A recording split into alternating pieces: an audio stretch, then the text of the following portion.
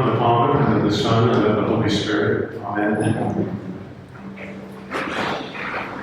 Flowers for Father's Day. Everybody's bedecked in red. You know, there is nothing that is not celebrated in the month of June. Here in San Miguel de Allende, we had San Antonio de Padua last week.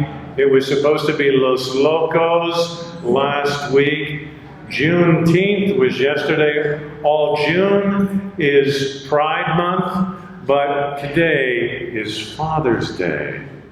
So congratulations to all of you. There's the story of the two little boys, and their father was very assiduous during the first years of their life, and he would always go up into their room and sing them to sleep, and this made the father very proud because he was such a good dad, until he walked in one night to sing his children to sleep, and he heard the 4-year-old say to the 3-year-old, "If you pretend you're asleep, he'll stop."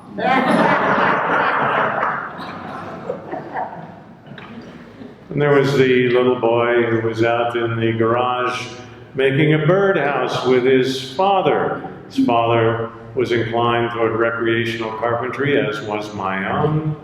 And he asked his father, he said, "Dad, where am I from?" And Dad took a deep breath and launched in. And half an hour later, a frightened-looking little boy said, "Well, Bobby is from Dallas." One more? Bad joke? Just one more?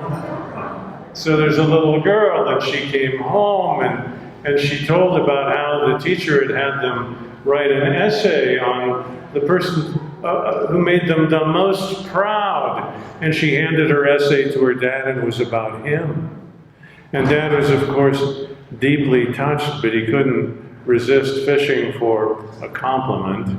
Always a bad idea. And so he said to his little girl, "Well, why did you choose me as your hero?" And she said, "Well, I couldn't spell Oprah Winfrey."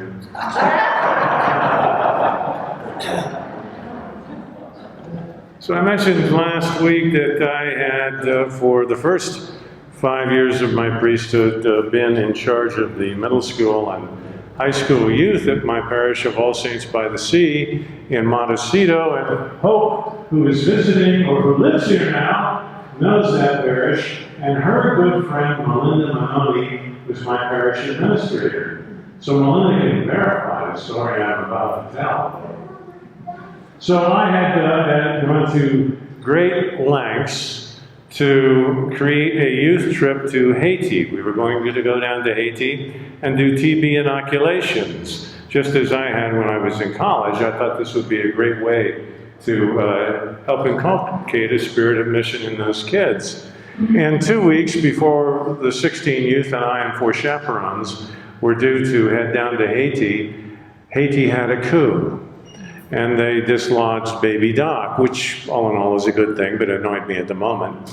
So I had to quickly hustle, and I contacted a priest in Green Turtle Key in the Bahamas and said, "You know, I know that you're going to be hard-pressed to find me a mission project, but can you help me and my 16 kids find something to do?" So he said, "Yeah, you can paint my church and paint my school and teach Sunday school, and we'll keep the 16 kids occupied." So we went to Green Turtle Key in Abaco, which is not really a hardship post.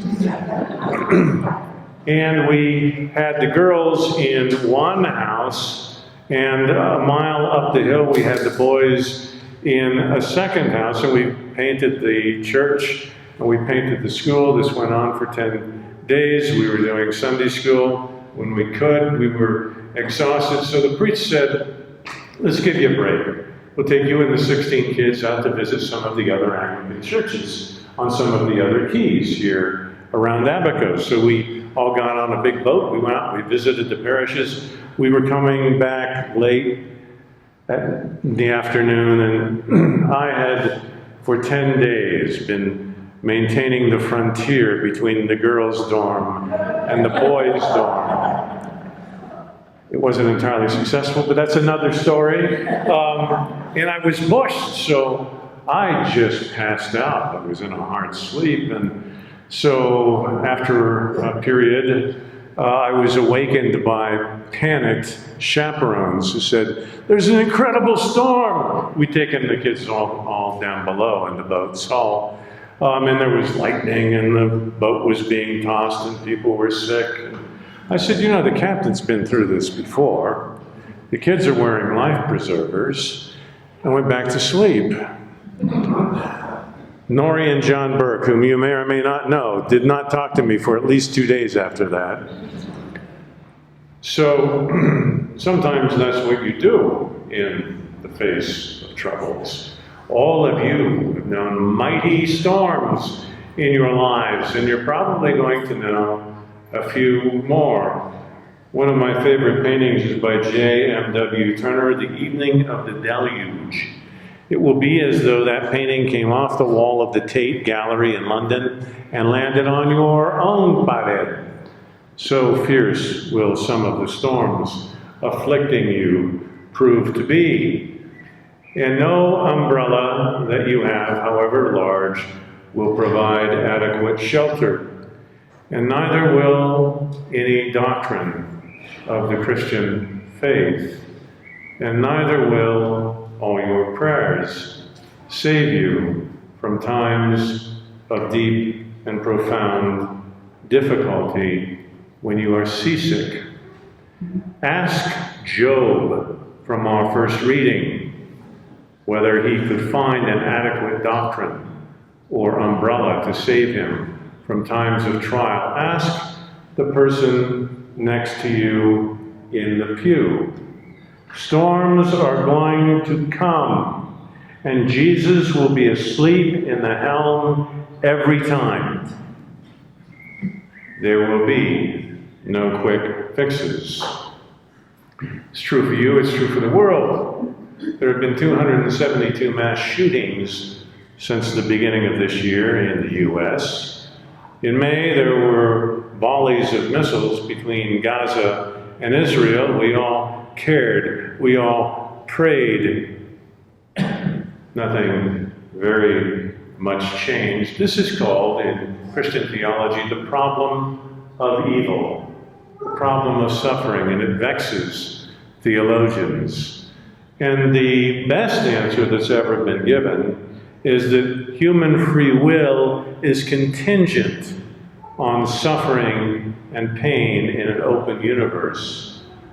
Well, that's cold comfort, isn't it? Try that cold blanket on when you're experiencing moments of trial and challenge and difficulty. So we have this lesson of Jesus crossing the Galilee, and it's not only in the Gospel of Mark, it's also in Matthew and in Luke. It's clearly an important event in the life and ministry of Jesus. The boat is being swamped, and they wake Jesus up. Who's asleep in the helm? Jesus calms the storm. I just went back to sleep in Habakkuk. Jesus calms the storm. And his disciples are astonished. I would venture to say that they began to be afraid, not when their lives were in peril, but when Jesus actually calmed the storm. Their fear became existential. Who is this? If there really is a way to calm the storms of life, if this one is the one who achieved that, if we are those who are called to follow in his footsteps, now there's a reason to be afraid existentially. Why are you afraid? Says Jesus. Have you still no faith? If all is not lost, we are summoned to find faith in the midst of the storms of life. A couple of years ago, there was a trawler prowling the waters of the Japanese Sea, all Japanese crewmen. And suddenly the boat began to sink, and all of the crew on board were rescued. And when they were asked what happened, they gave probably the most unapologetically bad story that they could have offered to the authorities. They said, "We were plying our trawler when suddenly a cow fell out of the sky and landed right in the middle of the boat, and the boat began to sink immediately." And so the Japanese authorities concluded that they had been operating a trawler while intoxicated and placed them all in jail. When Russian authorities heard of this, they contacted the Japanese government. And they said, well, actually, one of our cargo planes had been out in Siberia, and they found a cow wandering around on the tarmac. And in hopes of having steak at the next remote posting, they had placed the cow in the cargo bay of the cargo plane. But the cow became rambunctious, and so the crew decided to dump the cow out of the cargo plane 30,000 feet above the Japanese sea. And it landed, however unlikely that might be, on the trawler. And so the Japanese government released those who had been accused of intoxication, which is just to say you never know what is going to come your way in this world. You cannot live your life in fear, or you can. Actually, some people do live their whole lives in fear of what might happen to them, and they go to elaborate measures to protect themselves. But eventually, a cow is going to fall on your trawler. This will happen. My grandma used to tell me the story of the trouble tree. Have you ever heard the story of the trouble tree?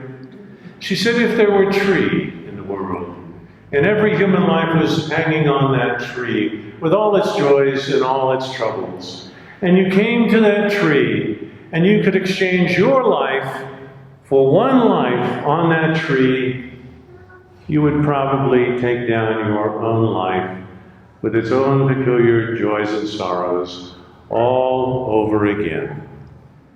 Maybe even Job would take down his own life from the trouble tree and navigate that as best he can. Job complained against God for 38 chapters.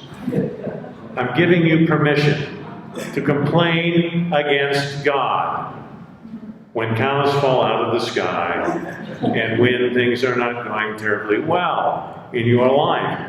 He complained for 38 chapters. He finally comes to a sense of peace with God in the last chapter. But God didn't fix anything.